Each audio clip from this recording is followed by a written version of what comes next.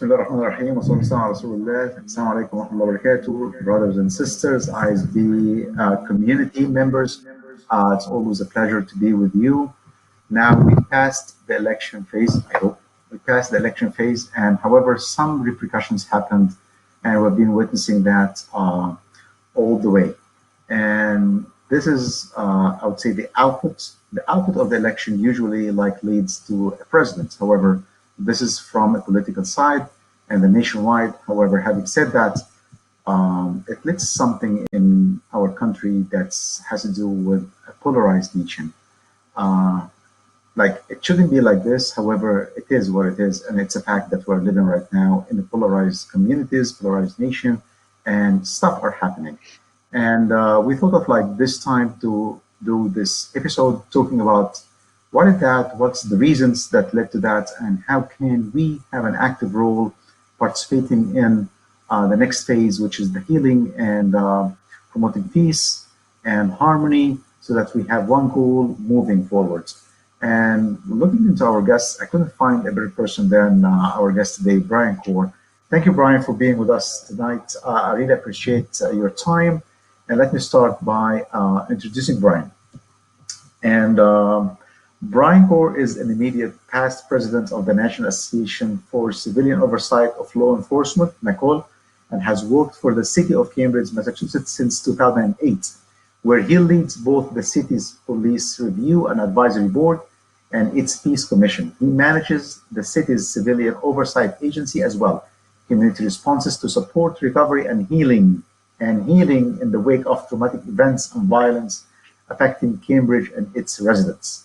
Before joining the city of Cambridge, Brian worked as the first statewide field organizer for the ACLU of Massachusetts, where his work included organizing around civilian oversight and the response to allegations of police misconduct and racial profiling in Lawrence, Mass. He graduated with a BA in Russian literature. This is something that I didn't know. You didn't tell me this before.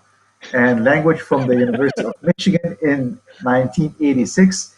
And has completing the negotiation and leadership course at the program on negotiation at Harvard Law School. Thank you, Brian, for being with us. Hold on a second, and I'll personally introduce Brian Corr. He's a dear friend and very good friend to the ISB Cambridge community members and the ISB Cambridge mosque. Sometimes even during Friday prayer, you find someone praying next to you, and you look, who's that? It's Brian Corr. Brian Corr attend Jumu'ah prayers and he listen to the sermons. And apart from that, Brian Corr is a professional cyclist. And I was talking with him about his record. And Brian's record is 130 miles a day. So he went from Boston to Providence to Worcester and then get back to Boston. I told him I even got tired while driving all this distance. And with that being said, thank you, Brian, for being with us tonight. I really appreciate that. Well, thank you so very much, Amra. I really, really appreciate being able to join you tonight. And I really just want to thank you and all of your listeners and viewers for not just bringing these issues up, but for having a chance to share and think about what is going on in our society, in our world. How do we interact with it, and how do we make things better? It's a real privilege to be here. And it's also an honor to be able to work with and support and pray with and be a part of your community, even though I am not a Muslim. I really feel so strongly about the connections that we built and so appreciate that I can work with all of you as part of our shared community. So thank you so much, really. Thank you, Brian. So let me start by first defining what is polarization mean, what is the signs of a polarized community. So what is that? What is polarized society? Yeah, no, that's a great question. I mean, there are many definitions and, there are experts and scholars who could talk about it. But from my point of view, with the work I do at the local level and nationally, polarization is when people begin to see everything as there's two sides that are opposite, that they are in complete disagreement, that they are working for opposite things, and that when we see it on the society level, the society-wide level, polarization is really about people feeling that instead of being part of one community, we're part of two communities, communities that don't have shared interests, that don't agree, and that if something is good for your community, it must be bad for mine. If something is important for me, it must be something that you don't think is important. And it really is when people start to twist their ideas and their heart, instead of leading them to embracing other people, it it gets shut down and they see others as the enemy. And I feel that unfortunately that has been increasing over the last few years in our society, in the United States and in many other places. And I know we'll talk some more, but I think for me, that is polarization. That sense that you and I, your community and my community, your town and my town, your nation and my nation, your faith and my faith, they are opposed, they have nothing in common, and only one can win and one must lose. And that is unfortunately where too many things are right now in our society. That's right. I agree with you, Brian. And the fact is, we lived during the past period. I don't know whether like it was something underlying the surface, and we were exposed to it during the past like 4 or 5 years, or no, it wasn't there, and it's been freshly cooked and baked, and right now we're eating it. So, what's your take on that? Was it like there, but we didn't witness it, or no, it was there, and now we open the can of the fruits? That's a great question. I think the answer is a little complicated, but I would say it's mostly the second. I think that what we've been experiencing with our elections in the United States, with the public dialogue, with the coverage in the media, is that, as you said, they asked about the polarization, but it's also rooted in history and rooted in some of the global problems that we face as human beings, as a human society. The role of climate change and the way that that's disrupting people's lives. It's making it so that farmers can't grow food in their land. It's making it so that people who fish for a living and to provide food for people, the fish are no longer there. They're moving, they're dying. That so many different things. The pandemic.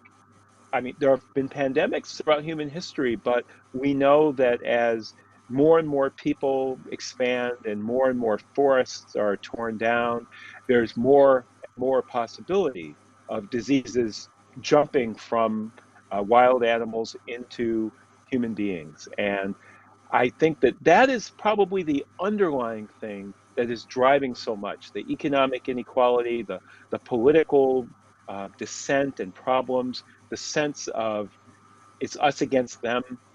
It comes out of a feeling that maybe there's not enough to go around. Maybe if you get something, there won't be enough for me. And that maybe you'll take what I have because you think you need it or you don't have enough.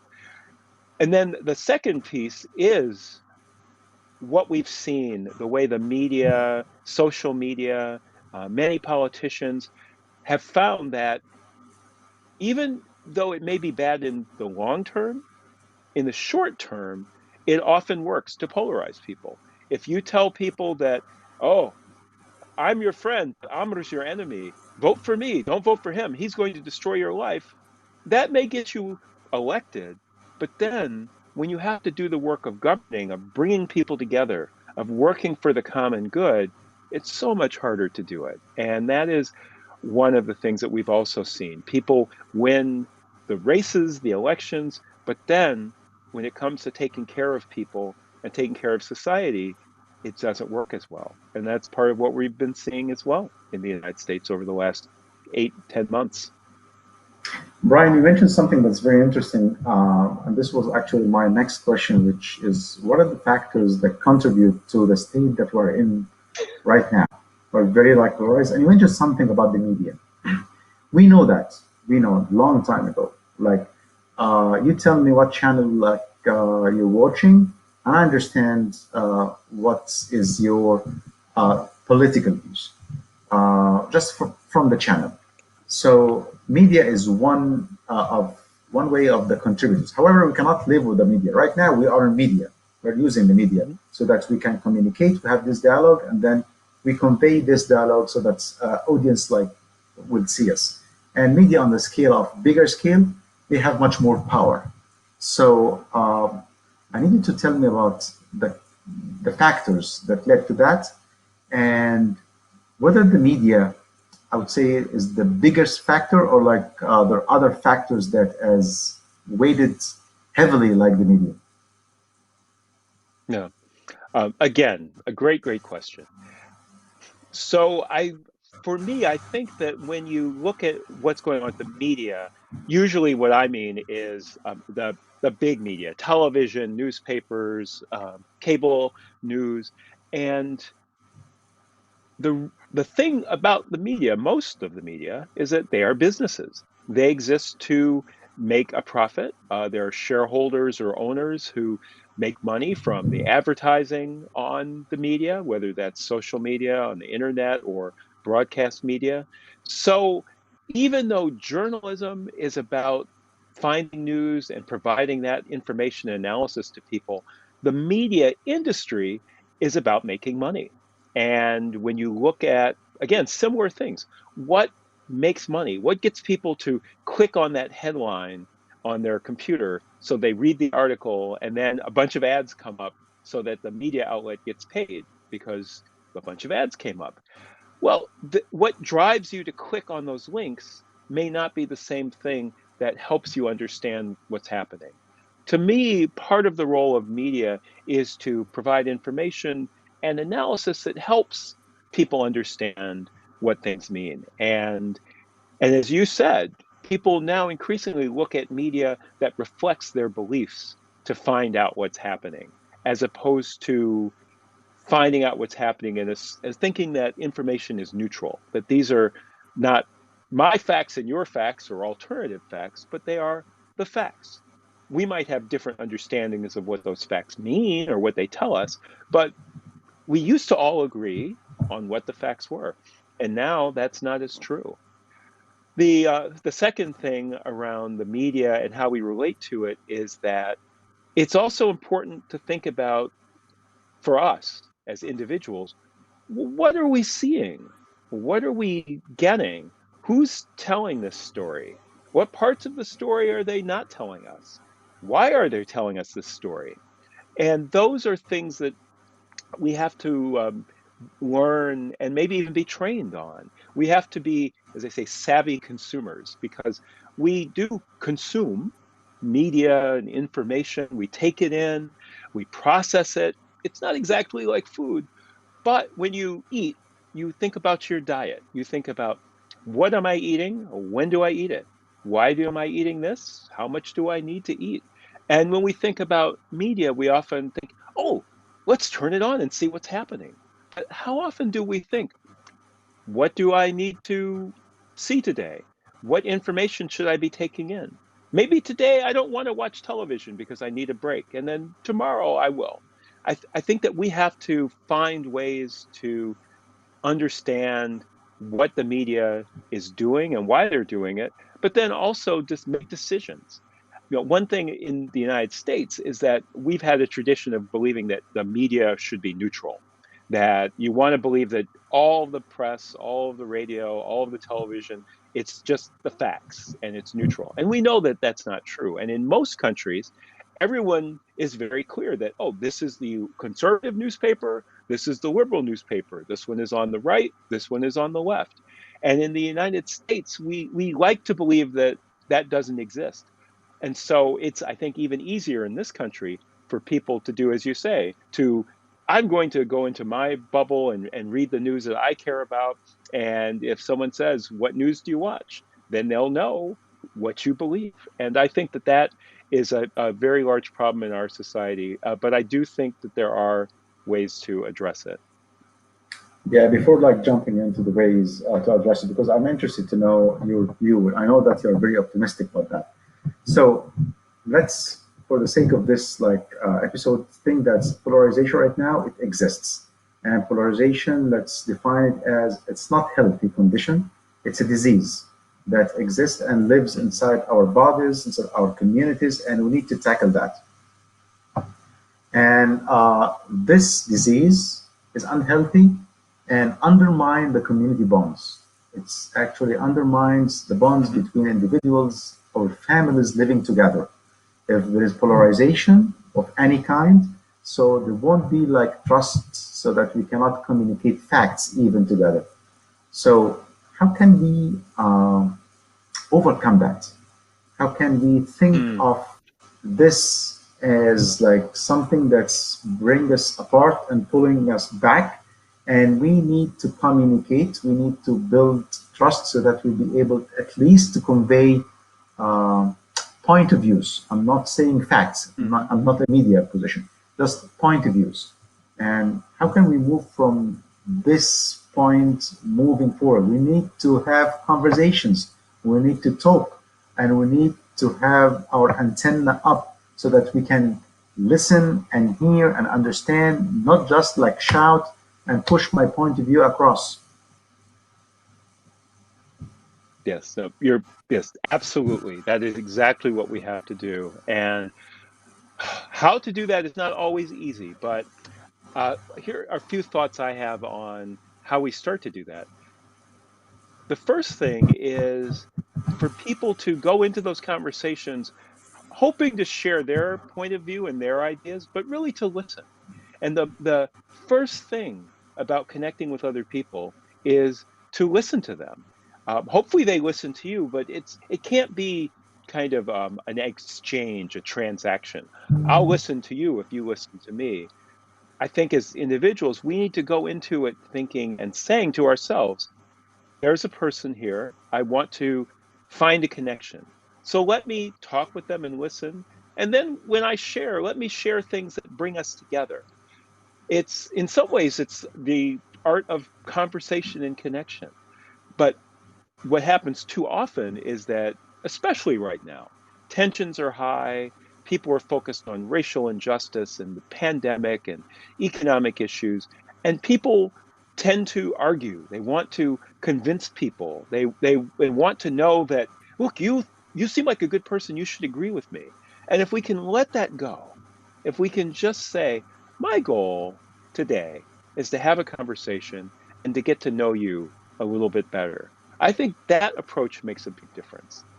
The second part I will say is how to say this, that when we're thinking about the media and the messages and what people are taking in, and then how do we understand that, I think it is important to expose ourselves to different points of view.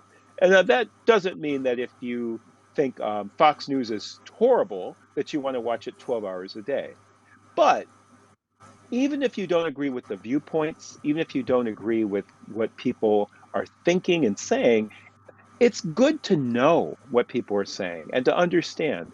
And then the last thing I'll say about this is thinking of our conversations and our connections, or for watching something like Fox News, the tendency I see right now, the way we tend to react is we want to critique and explain why it's wrong, and let me tell you why that's not true, and let me show you the facts.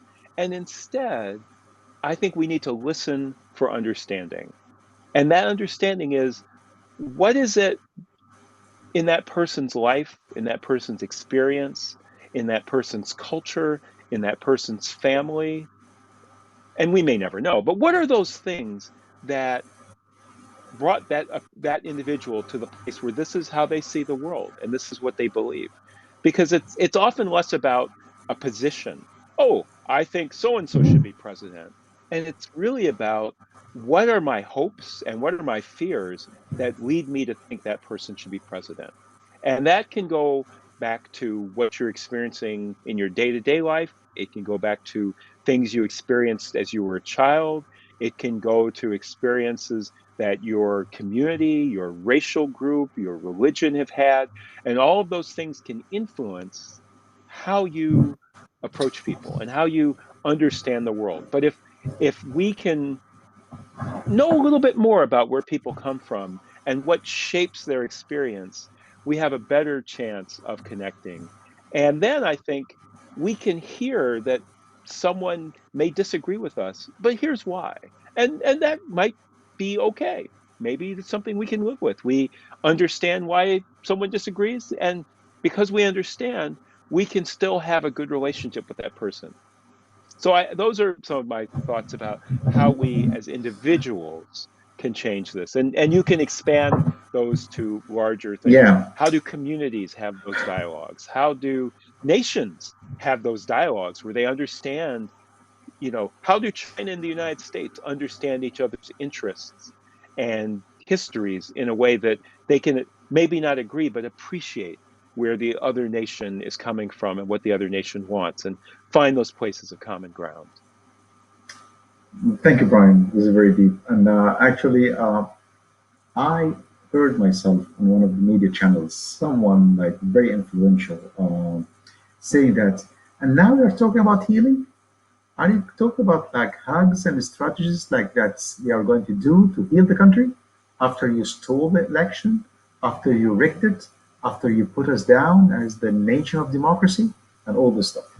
So, from your point of view, Mm. how do you beat this political polarization happening right now and its damaging repercussions moving forward? What are the strategies that will combat? And I would like you to put them like, assuming you're the presidents, what are the strategies to combat the polarization? One, two, three, four. What are the stuff that um, the nation is going to do so that we can move together in one direction? That's a great question, and so much in that. So I think first it's helping people to see that we are moving forward. We're moving forward as a nation. And yes, some people won, some people lost elections, but as a country, we have to work together and address the challenges we face. We have to address the coronavirus pandemic. We have to address the economic dislocation, the people who are not working or whose incomes are reduced.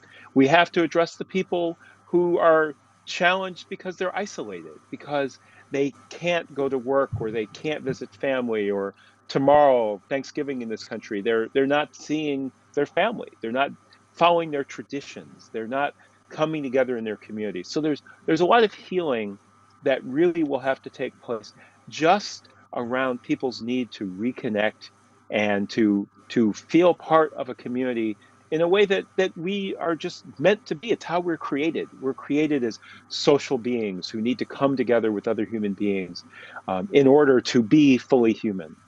The next thing is we have to have this coming from the people that we see as leaders at whatever level, whether that's leaders in our neighborhood, leaders in our city and town, our faith communities, and national and international leaders. There has to be a message of compassion, of healing, and it can't just be, although it's important to hug people, it can't just be, hey, go out and hug people, be happy, be friendly.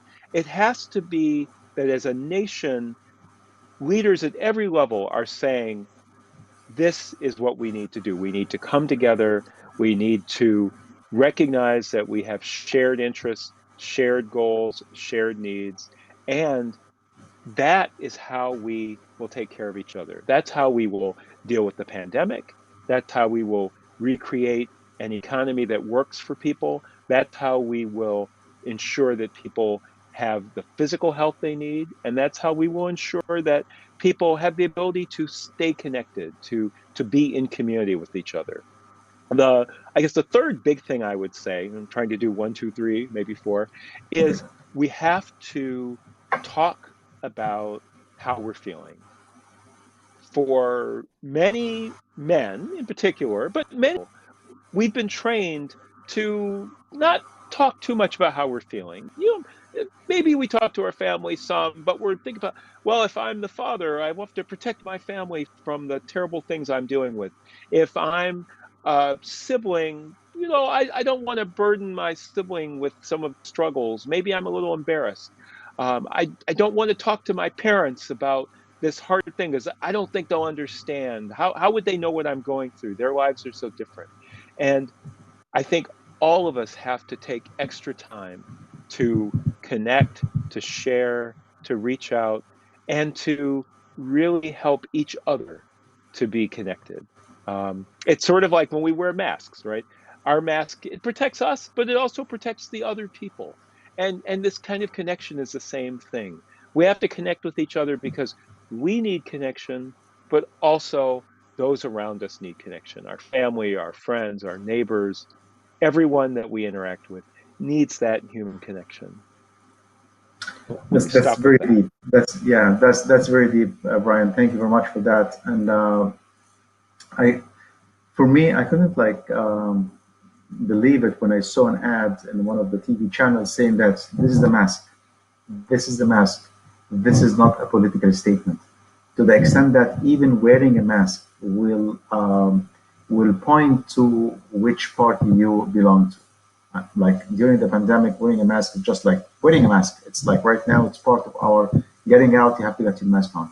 So I couldn't believe that we're still distinguishing that mask is not. It's like which channel you are watching. One final thing. What do you think about the human rights in during the next coming period with all the polarization that's happening? Oh, in the United States or everywhere? I think you know that when the United States sneezes, everyone catch colds. So yeah, True. definitely, yeah. Okay. Well, so in the United States, I am very worried. I cannot say that I think everything will be fine. I think everything could be fine. And I think if we work together very intentionally, we can restore that sense, or even build where it didn't exist before, that sense that we are all here together.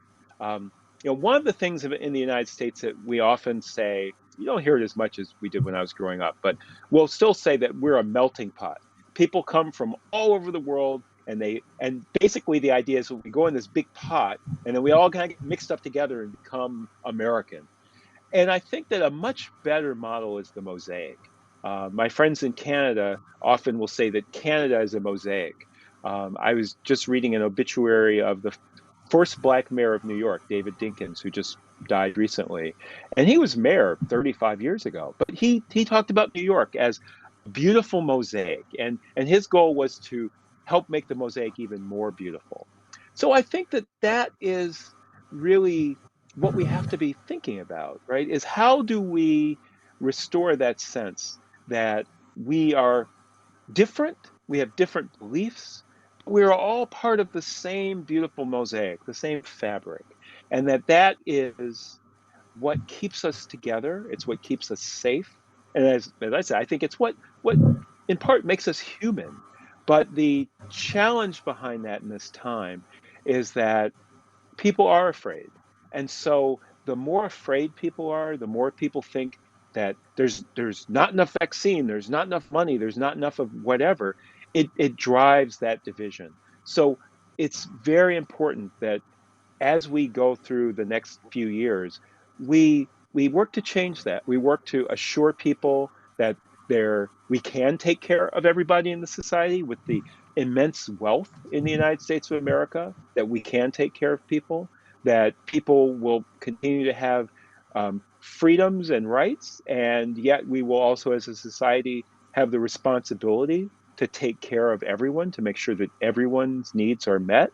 I think this will this kind of approach will help to change that because I can see a world in which those things didn't happen. And I think it's already starting. But if those things don't happen, if people aren't given that sense of safety, then the fear increases. And then people start seeing more and more the other people as the enemy and trying to figure out whose fault is it. And I think that's what we've really seen is unfortunately from the highest level of leadership in this country, blame and fault and mistrust and division.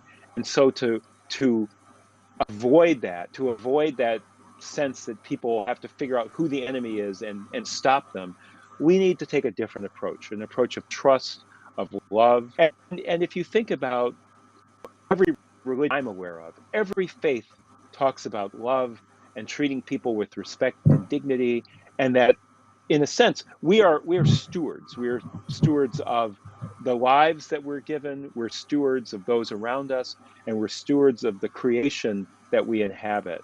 And it's a gift from God, from Allah, and it's not something that we have the right to mistreat. And that's true about people as well as about the environment. So I feel hopeful. I'm a hopeful person, but it is a dangerous time. And we all have to do what we can to promote positivity, to promote connection, to build community, to bridge divisions, and to really live out the kind of life that we're asked to live, and to do that with love and concern. And if we do that, I am certain that we will continue to make things better and get to a place where we don't see the kind of division that we have right now in our society. We can reduce the polarization and increase the sense of community. I know that we can do this. Thank you, Brian.